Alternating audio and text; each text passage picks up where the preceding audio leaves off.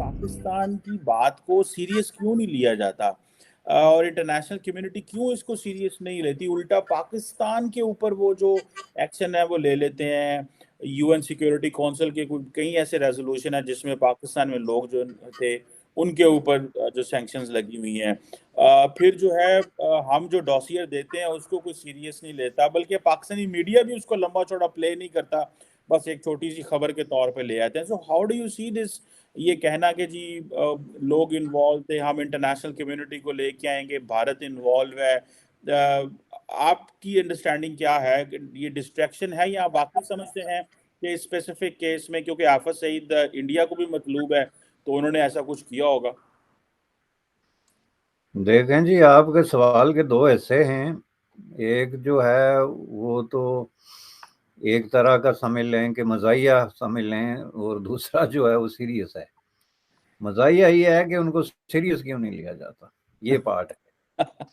تو سیریس اس لیے ہے کہ یہ چارجز بڑے سیریس ہیں جو انہوں نے اٹھائے ہیں، اور یہ جو انہوں نے بات کی ہے. سیریس کیوں نہیں لیے جاتے؟ یہ بات بالکل اسی طرح ہے جس طرح ایک آدمی جو ہے نا وہ ایک جو ہے نا وہ کامیڈین ہو یا کوئی سرکس کا کھلاڑی یا کوئی اس طرح کے لوگ جو لوگوں کو انٹرٹین کرتے ہیں فانی طریقے سے یا کامیڈی کے ذریعے، وہ یہ مطالبہ شروع کر دیں کہ آپ ہمیں سیریس لیں. اب یہ رانا ثناء اللہ صاحب جو ہے یہ خود جن چارجز میں اریسٹ ہوئے تھے اور بیچارے نے جس طریقے سے جیل کاٹی تھی، ظاہر ہے دوسری طرف کوئی وزیر داخلہ جو بھی تھا تو اسی علاقے کا تھا نا، اسی ملک کا تھا. تو اس کی طرح کی آپ جب حرکتیں کریں گے کہ آپ اپنے ملک کے اتنے بڑے پالیٹیشین کو چرس ڈال کے، شراب ڈال کے یا کوئی ہیروئن ڈال کے اریسٹ کر لیں گے، اور اس کو باقاعدہ آپ کا منسٹر آف ڈیفنس جو ہے وہ جو بھی تھا داخلہ تھا آفریدی، وہ بیٹھ کے پریس کانفرنس کرے گا، آپ کا ساتھ میں ایک ملٹری وردی پوش بھی بیٹھا ہوگا. تو وہ ایک سال کے اندر اندر جب اس طرح کا کیس ایکسپوز ہو کے سامنے آئے گا تو سامنے سب تسلیم کرنا شروع ہو جائیں کہ نہیں جی ہم سے معافی ہو گئی، غلطی ہو گئی، اس طرح کی سچویشن، تو پھر آپ کو سیریس لے گا کیوں میڈیا؟ یہ کوسچن آف کریڈیبلٹی ہے.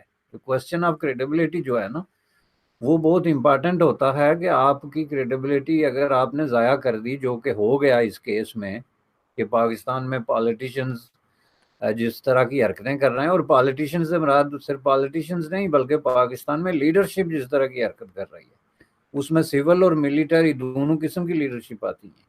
یہ وہ میں روایتی بات نہیں کر رہا کہ جہاں پہ ہر بات گھما پھرا کے تو پالیٹیشنز کے سر ڈالی جاتی ہے. آج بھی رانا ثناء اللہ صاحب نے جو سٹیٹمنٹ دی ہے بھارت کے بارے میں، انہوں نے کہا جی میرے پاس ایویڈنس ہے، میں لے کر جاؤں گا یونائٹڈ نیشن میں، ساری کچھ بات کی ہے. کیسے دیکھتے ہیں آپ اس سچویشن کو؟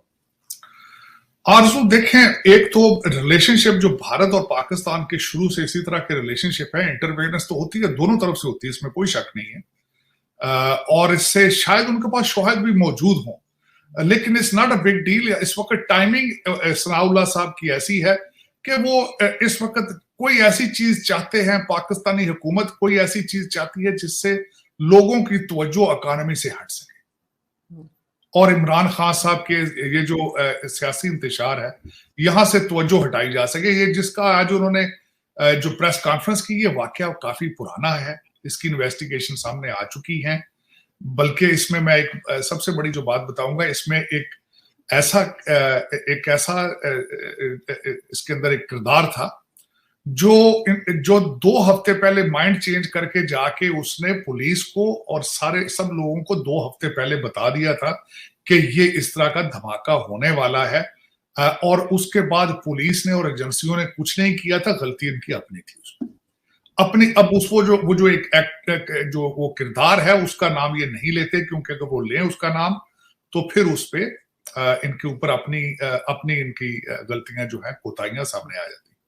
لیکن دیکھیں اس میں کوئی ڈھکی چھپی بات نہیں ہے کہ انٹرفیرنس جو ہے آپ کرتے ہیں، وہ بھی ان کی بھی بھارت کی بھی انٹرفیرنس موجود ہے، چاہے بلوچستان میں ہو، چاہے دوسرے صوبوں کے اندر ہو، آپ کی کشمیر اور پنجاب میں، اور یہ ریسیپروکل چیزیں ہیں، یہ ہوتی رہتی ہیں.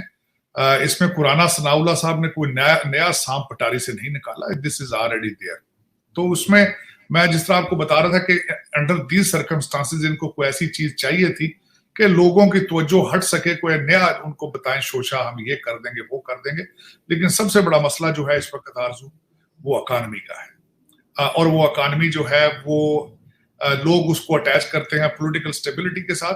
पॉलिटिकल जो कंट्रीब्यूशन है वो खान साहब की सिर्फ यही है कि इन्होंने सड़कें बंद की, इन्होंने जलसों पे पैसे लगाए, ये और दूसरा ये है कि बार बार इन्होंने जब भी ये सड़कों को ब्लॉक करते हैं, शहरों को ब्लॉक करते हैं, ऑफ कोर्स उससे इकानमी जो है वो रुकती है, लोगों के कारोबार खराब होते हैं। लेकिन इस डिक्लाइन में जो जा रहे हैं, आप एक दिन में नहीं पहुंच के, आपने 75 साल का सफर किया है, आपने 75 साल की कोशिशें की हैं कि हम किस तरह तबाह होंगे, तो वो अल्टीमेटली आज उसका रिजल्ट निकल रहा है, सामने आ रहा है। डार साहब मुख्तलिफ किस्म के मफरूजे जो है वो बता रहे हैं।